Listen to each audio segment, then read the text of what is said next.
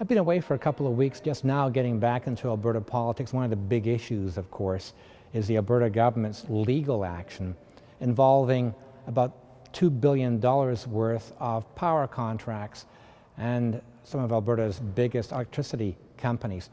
Now, the government is going to court to try and stop these companies from walking away from power contracts. And by walking away from them, that could cost, according to the government, consumers about $2 billion.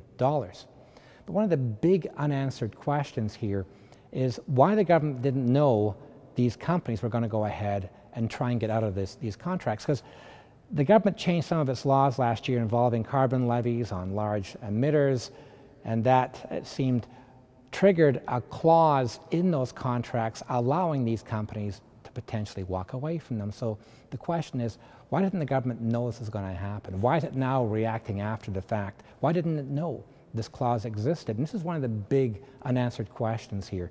The question is the government incompetent? Didn't it get good advice, or did it get bad advice from the civil servants? That's one of the questions that we've been asking, and the government's saying, look, we're not going to toss any of the civil service under the bus. We're not starting a war with the civil service. It makes you wonder, are they in a sense quietly blaming the civil service? Also, did the government really approach these power companies and ask for their advice before changing the law last year?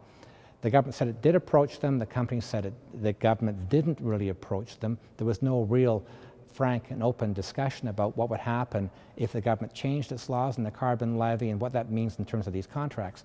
So a lot of unanswered questions here. And we may get the answers eventually when this thing goes to court this fall, but it could take potentially months or even years for this to get through the system. It's such a complex case.